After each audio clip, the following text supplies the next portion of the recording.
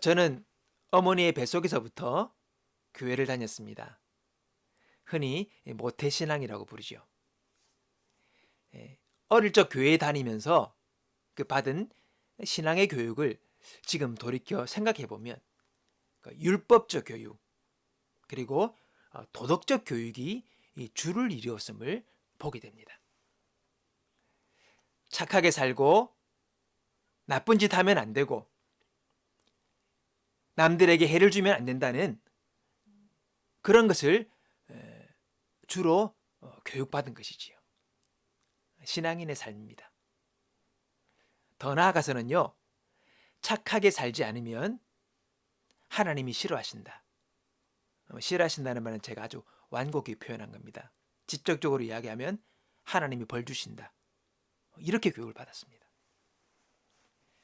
자, 이후에 제가 살아계신 하나님을 경험하고 인격적 신앙생활이 시작되었음에도 이러한 생각이 마음바탕에 깔려 있음을 보게 되었습니다. 이것은 저만의 경험이 아닙니다. 많은 사람들이 이러한 생각을 하고 살아갑니다. 그러니 신앙생활을 잘해보려면 최대한 희생하고 죄짓지 않고 살아야 합니다. 그렇지 못하면 잘못 사는 것이고 또 실수라도 하고 혹시 범죄라도 하면 그 죄책감이 이 마음을 채우게 되는 것이지요. 그런 것이 쌓이다 보면 신앙생활은 소극적으로 되고 적극성보다는 수동적인 태도를 보이게 되는 것입니다.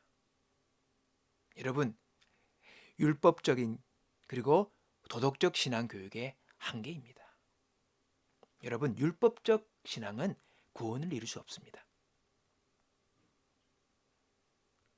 자, 그러면 성경이 말씀하시는 신앙인의 생활은 어떤 것입니까?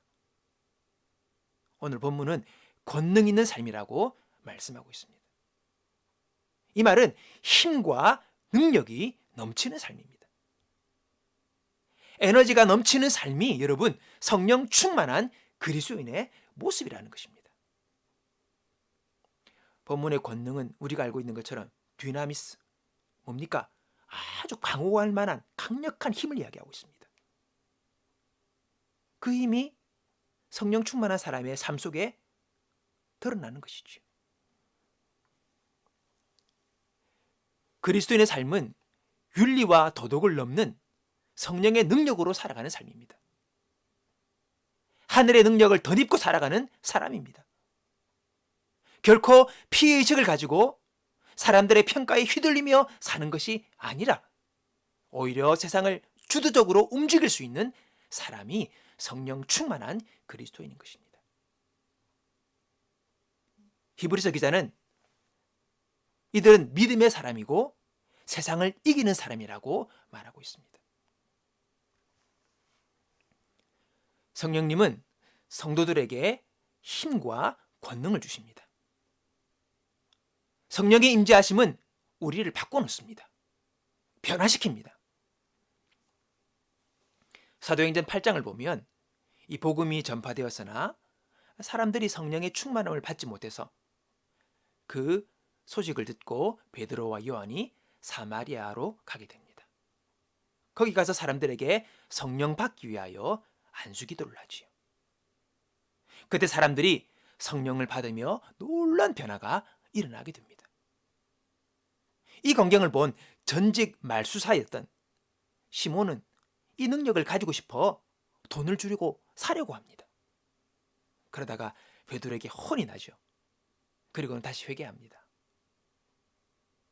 당시 그 지역에 뛰어난 마술사로 이 사람들의 관심을 받은 자칭 위대한 자라고 불렸던 그 시몬은요, 이 사도들을 통해서 성령을 받음으로 사람들에게 일어나는 그 변화는요, 사람의 그 술수로 이룰 수 없는 놀라운 변화였음을 그가 본 것입니다. 이런 게 있느냐? 이럴 수가 있느냐? 그래서 돈을 주고라도 이 힘을 얻고 싶었던 것이지요.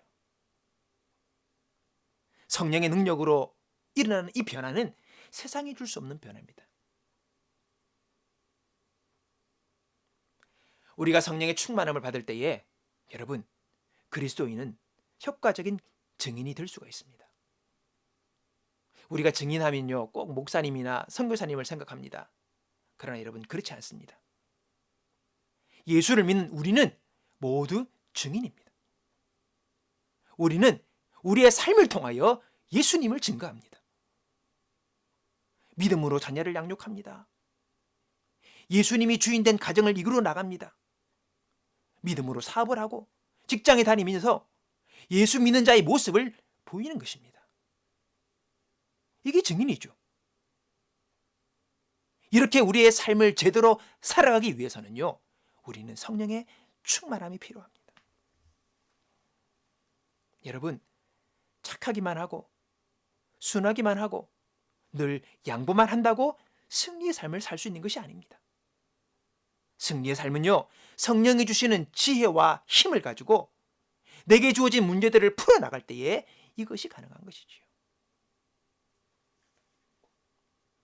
착하게 살고 죄 지으면 안 되고 남들에게 해를 끼치면 안 되는 그 수준의 신앙에서 이제는 벗어나 성령의 능력으로 무장되어서 나의 삶을 바꾸고 세상에 영향을 미치는 능력 있는 그리스도인으로 우리는 살아야 합니다. 이를 위해서는요, 성령의 충만이 반드시 필요한 것이지요. 마가다락방에서 기도했던 성도들처럼 여러분, 계속 기도합시다. 구하는 자에게 성령을 주시겠다는 그 하나님의 약속은 반드시 이루어지는 약속입니다. 오늘 주님 앞에 나와 구할 때에 구하는 자에게 성령을 주시겠다는 하시님의 그 약속의 말씀이 온전히 우리 가운데 이루어져서 능력 있는, 변화시키는, 힘 있는 그리스도인으로 살아갈 수 있는 저와 여러분 되시기를 주님의 이름으로 축원합니다.